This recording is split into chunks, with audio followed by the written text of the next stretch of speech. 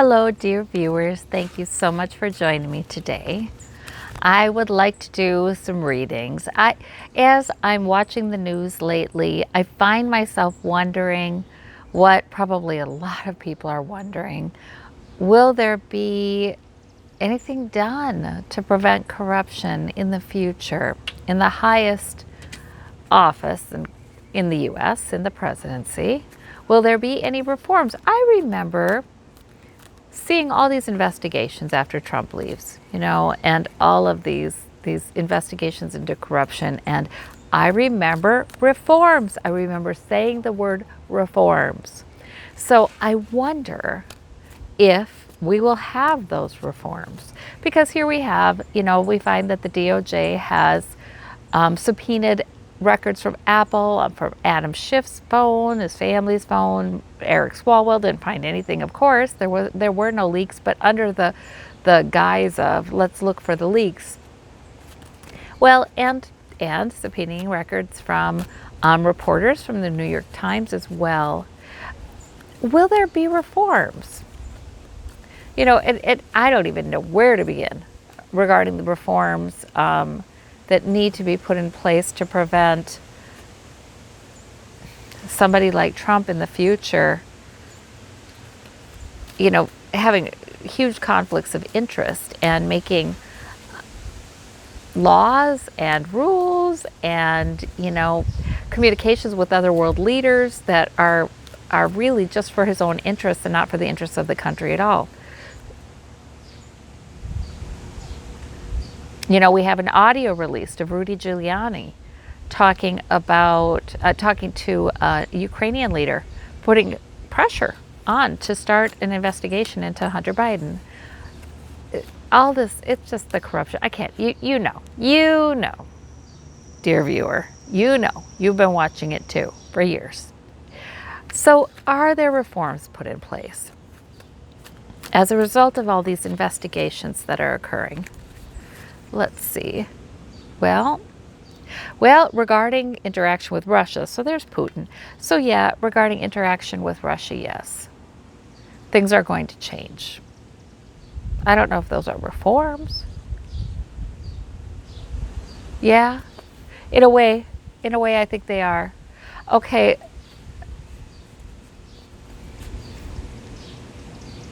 Certainly no more cooperation with the troll farms, with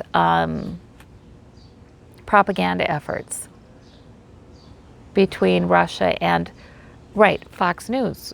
I mean, let's just say it, and the president. They had this thing going.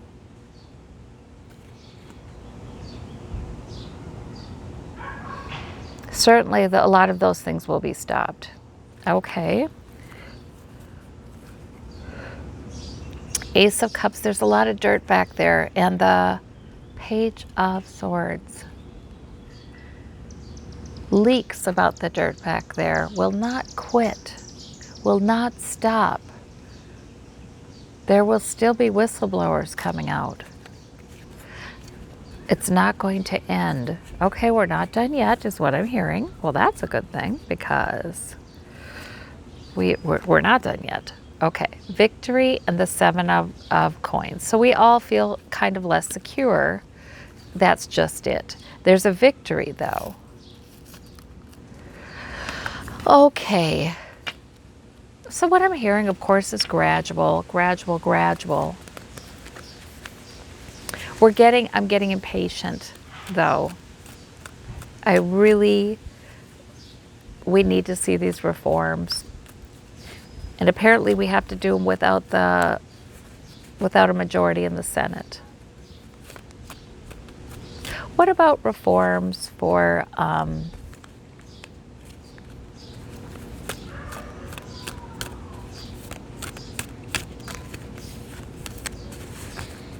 spying specifically? What about reforms for spying specifically? Spying on U.S. citizens for nefarious purposes.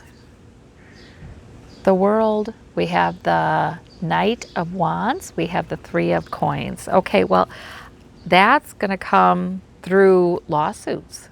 That's going to come through the Civil Liberties Union. That's going to come through, and it does take a bit. Yeah, okay, so, but then I do see, the world card to me means this is not just a US problem, this is a around the world problem. Ah, and so it's not just the fact that US, we get concerned about our government spying on US citizens, but the thing is, citizens of many nations are being spied on by other nations. So other nations are also spying on these same citizens. So there needs to be a lot of reform there, is what I'm hearing. It's a big deal. And the Knight of Wands suggests to me that it's held up for some reason. Okay, so maybe that is held up because we don't have a majority in the Senate. Maybe it is. So to me, that says it's held up. That part is held up until when, source? Let's see. The government is working better. Hierophant. The Ten of Cups, right? Until we get new Republican lawmakers. That's what I'm seeing there. Because we've got the Ten of Cups, the family, sort of dominating still the Republican Party. The family, the fellowship, the whatever. The group that has worked to rise up, to nurture and bring forth, like the Heritage Foundation, the Federalist Society, all these, they've worked to bring people into government, into the Republican Party who are ultra conservative and purport to be evangelicals, but really they do seem to serve the interests of huge corporations quite well, right? Okay. Will there be reform on campaign financing? That's what I'd like to know. See, King of Coins. Still Knight of Swords. 6. I'm not seeing it yet. Are you guys? Still a little quid pro quo. Still the rich person has a lot of power. Still they'll fight for anything. But then we have a new beginning. Sitting pretty. Magician. 3 of Wands. Okay, so there's a new beginning coming in to manifest some of this change. Here again, I feel like so many of these things I ask source, and I feel like what I hear is it's a gradual process. I mean, people's ideas have to change. It's the power is in people's ideas changing about it. And in the US, in the American voters' ideas changing, their knowledge, their understanding of the problem, because the voters still do have power. And so that's what I get. That's what I get. Like the press, the writers, the speakers, they educate the public. The public becomes aware of this. And then just like we saw, I do have to remember with the NRA used to give so much money to so many politicians who would then vote to please them. And the NRA is bankrupt now, and that was because it became a mark of shame to have taken a lot of money from the NRA rather than a, badge of honor for most politicians. And that's because public opinion had changed. So there's a lot of power there in information and speaking. And a lot of these changes are indeed gradual then. Okay, what else should we know about this source?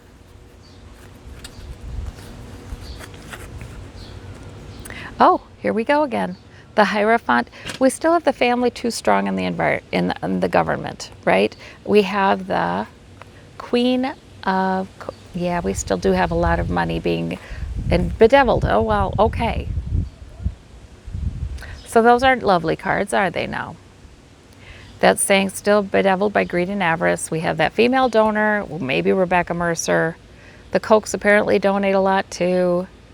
To get, not every extremely wealthy person donates a ton of money to get their projects, what they're lobbying for, considered. But there are some who have really, really worked hard to do that. So we still have an issue. In other words, we still have an issue, and that's why we're not seeing reforms as quickly as we would like. That's why we're not seeing the reforms that one would think would be agreed upon and go through after the insurrection. So this is what it is. Okay, well, what then, source? One flew out, so I gotta grab it. But we are pregnant with a new possibility, the Empress. We most certainly are.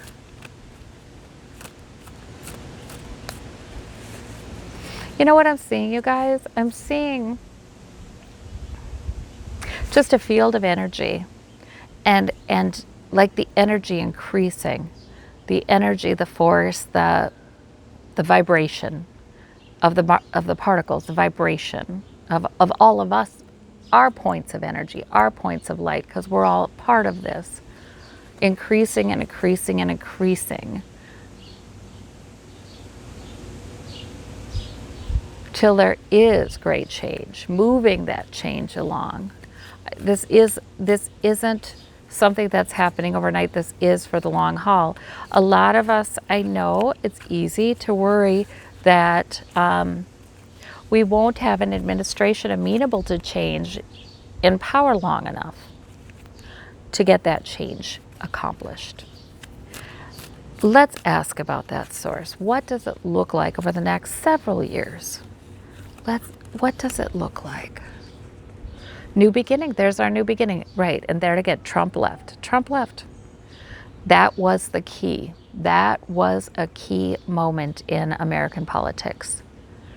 That meant the world. That meant everything.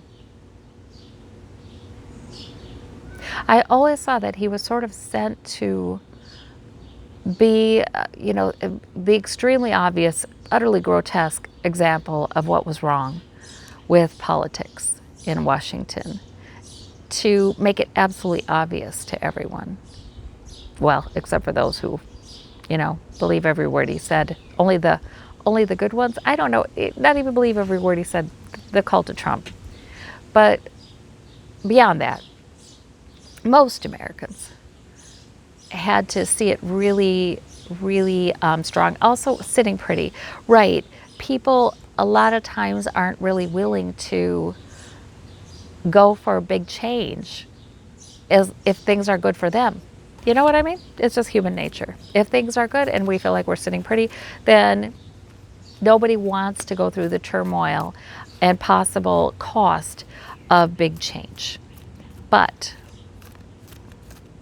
does that mean that some things shift and change to make us more willing? We're pregnant with the possibility. So in other words, anything that's stressful in the U.S. Regarding the economy or what have you, just increases the intensity of desire for something new. I feel like here this means the compassionate leader. We in the U.S., right, and everywhere, and across the globe, this is global, compassion is growing too. People abhor cruelty and injustice, and I think everybody's stomach for it is just not there. It's not there. Nobody can stomach it anymore, and we learn about it. And I do think the compassion grows. I think we grieve more. I think it grieves us, and I think that's a very spiritual thing, actually. I mean, it doesn't pay us to, allow ourselves to be run by that, right? Better to move our energy into life-affirming, life-giving, positive help that we can give, or construction of a better future, creation, yes, positive thoughts and love, all of those things. Better to move that into that. But there is a time, I think, for us to feel it though too, to be grieved by the injustices in the world, and to be grieved by people's lack of opportunity to free themselves from very, very horrible life circumstances and free their children from them. It does us well to grieve that and then create something different. And I see what Source is saying is this is building. This is building in all of us. Not only that, but there are people devoting daily work. There are people devoting daily work, regular work, to these causes. The more we know about how other people in the world live, and frankly, in the US and elsewhere, I think the more people do fall out of the middle class, the more people are realizing that they're not so insulated from hardship as they thought, the greater the empathy grows. So I do think that's really, really important, actually. I think there's a reason. There has to be enough sense of unity among the peoples of the world to move forward, and that's growing. That's growing. We don't feel so separate from, the mothers in Yemen have been on my heart, daily. For how long? How long has this been going on? They're suffering. So, we are knowing each other better. We are growing more empathetic and more compassionate, and that's important. It is the new thing that's coming. It is a new thing that's coming. And so I just wanted to check. I just wanted to read again, you guys, because, these things get alarming. And when we don't see change and we see blocks to change and barriers to change, we start feeling like, is it ever going to happen? Can it happen? But it is happening, and it will be happening, is what I'm seeing. The idea, the notion that every human being on this earth is important and equal and is deserving of some basic human dignities, that idea just expands and expands and expands. And that's what we want to see. All right. Well, I thank you all so much for being part of this groundswell. And yes, politics, laws, reforms will catch up with us. Okay. Thank you all so much. Bye-bye.